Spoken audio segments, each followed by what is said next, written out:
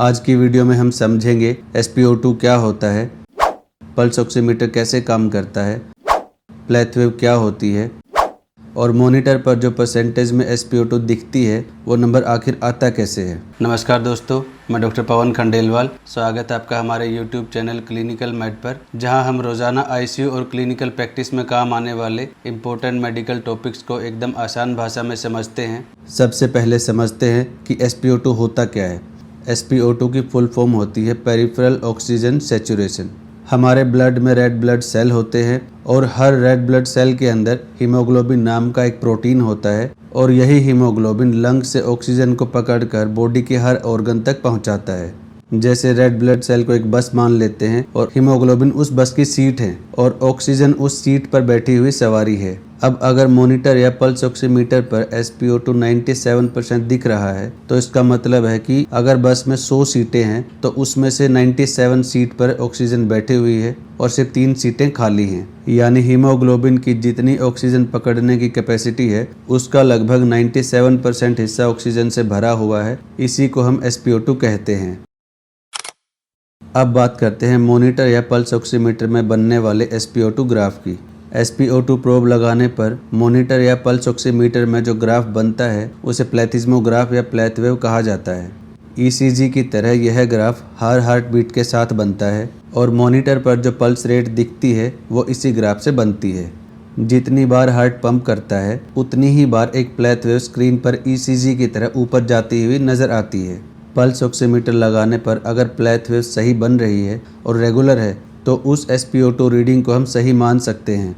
लेकिन अगर ग्राफ टूट रहा हो, बहुत वीक हो, वाइब्रेशंस हो, पेशेंट हिल रहा हो या बिल्कुल क्लियर ना हो तो उस SpO2 रीडिंग को हम सही नहीं मान सकते। ऐसी सिचुएशन में हमें SpO2 प्रोब को फिंगर चेंज करके दूसरी फिंगर में लगाकर देखना चाहिए। अगर SpO2 प्रोब ठीक से नहीं लगी है तो हमें प्रोब की पोजीशन को ठीक करना चाहिए और पेशेंट की मूवमेंट को रोकना चाहिए। कई बार ऐसा होता है BP कप से ब्लड प्रेशर देखने पर BP रिकॉर्ड नहीं होता है लेकिन मॉनिटर पर प्लेथ वेव बन रही होती है।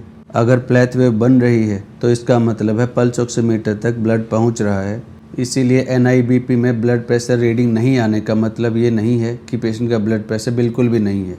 सीधी सी बात है, अगर प्लेथ वेव बन रही है तो पेशेंट का ब्लड प्रेशर है। इसमें पेशेंट का ब्लड प्रेशर कम हो सकता है या ऐसा हो सकता है कि BP कफ उसको डिटेक्ट ना कर पा रहा हो। लेकिन अगर पेशेंट क्रिटिकल है और एक्यूरेट BP चाहिए तो आर्टीरियल कैनुला डालकर आर्टीरियल ब्लड प्रेशर देख सकते हैं जो हर सेकंड का BP एक्यूरेट बताता है।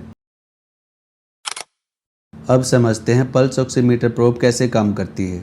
पल्स ऑक्सीमीटर प्रोब के एक साइड में 2 छोटी LED लाइट लगी होती हैं। एक रेड लाइट जो हमें दिखाई देती है, दूसरी इंफ्रारेड LED लाइट जो आंखों से दिखाई नहीं देती है और प्रोब की दूसरी साइड फोटो डिटेक्टर यानी सेंसर लगा होता है।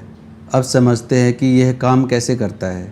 जब SpO2 प्रोब लगाते हैं तो सबसे पहले रेड लाइट जलती है और यह लाइट फिंगर के टिश्यू और ब्लड के अंदर से गुजरती हुई सामने वाले सेंसर तक पहुंचती है। इसके तुरंत बाद रेड लाइट बंद हो जाती है और इंफ्रारेड लाइट ऑन हो जाती है और ऐसे ही इंफ्रारेड लाइट फिंगर के अंदर से होती हुई सामने सेंसर तक पहुंचती है और ये पूरा प्रोसेस हर सेकंड में कई 100 बार रिपीट होता है। इसीलिए पल्स ऑक्सीमीटर में हमें red light bar bar on off होने की वजह से ब्लिंक करती हुई दिखती है। जब लाइट फिंगर से गुजरकर सेंसर तक पहुँचती है तो सेंसर का एक ही काम है कि जितनी लाइट भेजी गई है उसमें से मुझे कितनी मिली। अगर फिंगर में ब्लड ने ज़्यादा लाइट अब्जॉर्ब कर ली तो सेंसर को कम लाइट मिलेगी और अगर कम लाइट अब्जॉर्ब की तो सेंसर को ज़्यादा लाइट मिलेगी। इंटरेस्टिंग बात यह है कि ऑक्सीजन से भरा हुआ हीमोग्लोबिन और बिना ऑक्सीजन वाला हीमोग्लोबिन रेड लाइट और इंफ्रारेड लाइट को एक जैसे अब्जॉर्ब नहीं करते। दोनों की लाइट अब्जॉर्ब करने की कैपेसिटी अलग अलग होती है। मशीन सेंसर से मिली हुई रेड और इंफ्रारेड लाइट की इंटेंसिटी को कंपेयर करती है और कैलकुलेट करती है कि हीमोग्लोबिन का कितना % हिस्सा ऑक्सीजन से जुड़ा हुआ है और इसी फाइनल कैलकुलेशन को हम मॉनिटर पर SpO2 परसेंटेज के रूप में देखते हैं। इसीलिए अगर मॉनिटर पर दिखने वाली SpO2 अगर 97% है तो इसका मतलब है कि हीमोग्लोबिन का 97% हिस्सा ऑक्सीजन से जुड़ा हुआ है। अब आप कमेंट करके बताइए SpO2 प्रोब कौन सी फिंगर में सही रीडिंग देती है। अगर जानकारी अच्छी लगी हो तो वीडियो को लाइक कीजिए, शेयर कीजिए, चैनल को सब्सक्राइब कीजिए व बेल आइकन को प्रेस कीजिए ताकि आपको आने वाली वीडियो का नोटिफिकेशन मिलता रहे।